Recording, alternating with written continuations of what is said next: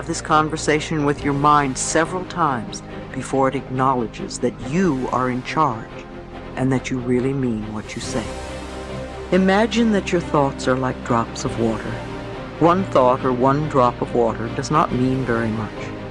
As you continue to repeat the same thoughts over and over, you first notice a stain on the carpet, then there's a little puddle, then a pond, and as these thoughts continue, they can become a lake and finally an ocean.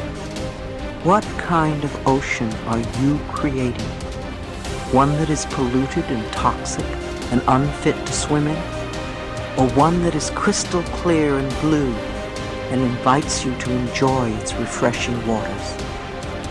All of us have these bags of manure that we carry around with us, called our past. And the people who have done things to us and the events and the circumstances, all of this stuff that we use and we bond to. And we bond ourselves to these wounds of our past, and we identify ourselves on the basis of these wounds.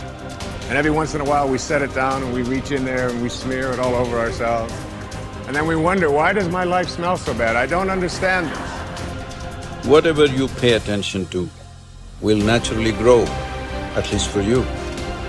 Every human being that you meet, there's a good side to them, there is a nasty side to them. If you pay attention to the nasty side, your mind will be preoccupied with the nastiness. Somebody else's nastiness will become yours.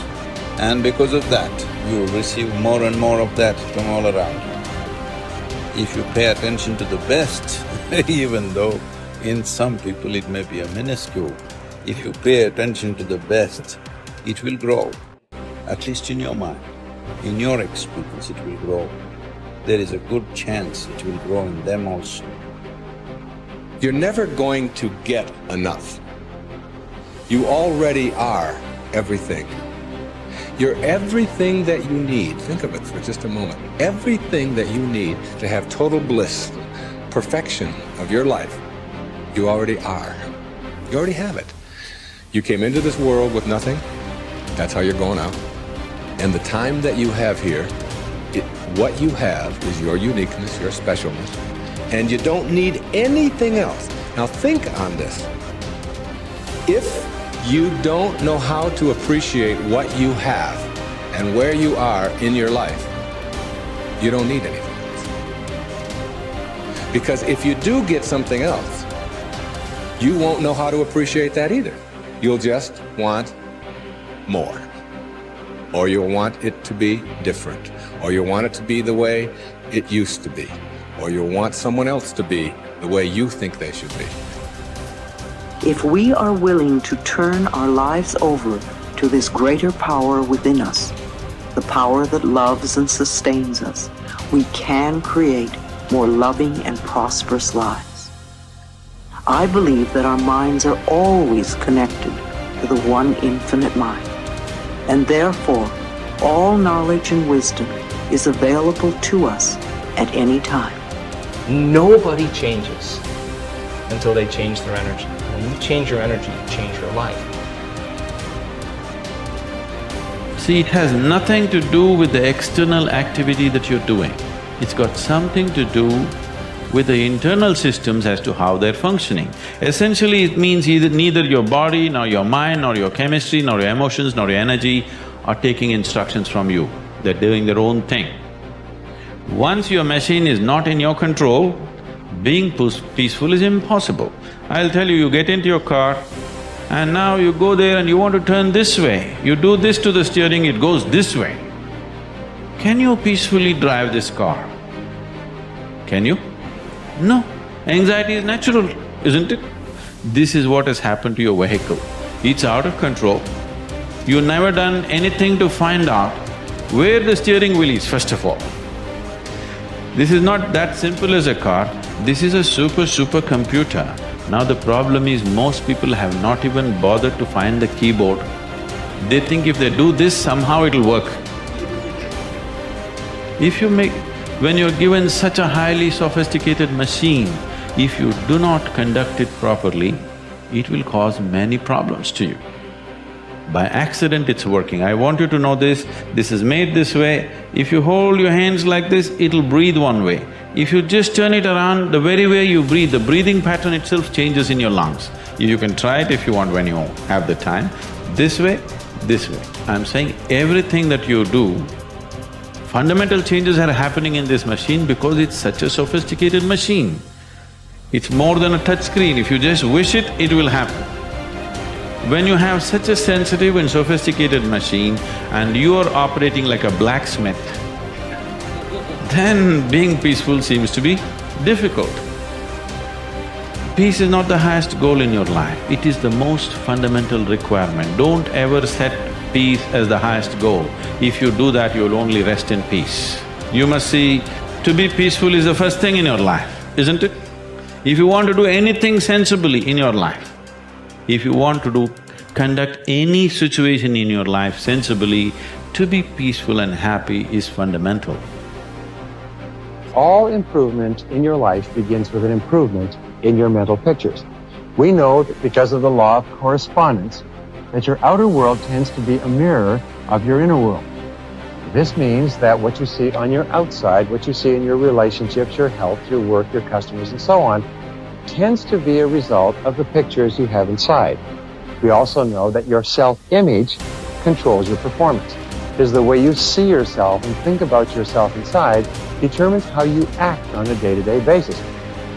If you see yourself and think about yourself as an extraordinary person, if you see yourself as a success, if you see yourself as happy, positive, confident, in control, if you see yourself as a loving parent or spouse, you will act that way toward others. So therefore, all improvement in your life begins with an improvement in your mental pictures, with you consciously and deliberately selecting the pictures that you're going to allow your mind to dwell upon. And that word dwell is terribly important. When you dwell upon a picture, your subconscious mind, just as with affirmations, accepts the picture as a command and goes to work to bring that picture into your reality. It's the most phenomenal thing. Your subconscious mind controls your reticular activating system or your reticular cortex as well. The reticular activating system is very interesting. It's a small part of your brain. It's like a switchboard in your brain that controls all incoming impulses. Let me give you an example. If you begin to tell your brain that you intend to be a great success in your field, that you are going to move to the top, that you're going to be one of the most esteemed people in what you do, if you're going to make a lot of money, whatever it happens to be, this is accepted as a command. The reticular cortex switches on all these switches, and from then on, you begin to see all kinds of possibilities that help you move toward achieving that goal. Why is it that successful people move so rapidly toward achieving their goals? It's very simple.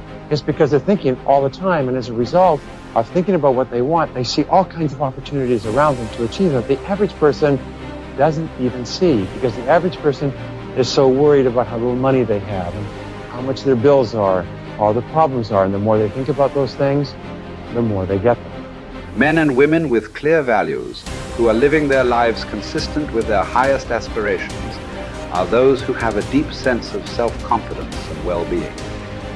We also said that the most important value you can have is the value of integrity. Integrity is the value that guarantees all the others. Having integrity means that you will not compromise on what you believe to be right in any area. Integrity is absolutely essential if you want to capitalize on your strength. It means more than anything looking at yourself honestly and making your decisions based on the fact that you are an extraordinary human being. Your feelings are very valuable clues to your choices and behavior. Your peace of mind and personal satisfaction is perhaps the most accurate guide you will ever have to doing what is right for you. To follow your heart, you don't necessarily need to make dramatic changes in your life or in your relationships. What you do need to do is to see yourself honestly as you really are, and have the courage to channel your energies and focus your strengths into your areas of greatest potential. When you do this, you will soon realize that you have made one of the best decisions of your life. Each person has great strength and potentialities, and each person is put on this earth to harness those strengths and apply them to benefiting themselves and mankind. The life stories of the great men and women of history are usually stories of people who discovered their strengths and utilized them to the fullest degree. Churchill was a great statesman and orator. Florence Nightingale was a tremendous organizer. Florence Chadwick was an incredibly strong swimmer. Abraham Lincoln was a far-sighted and compassionate politician and president. Mother Teresa was a truly loving human being with an infinite capacity to care for and support the sick and dying people of Calcutta. Joe Montana was a quarterback with an incredible throwing arm with the Washington Redskins. All around you, you see men and women who have grabbed their major talents. You can do the same if you have the courage to follow your heart.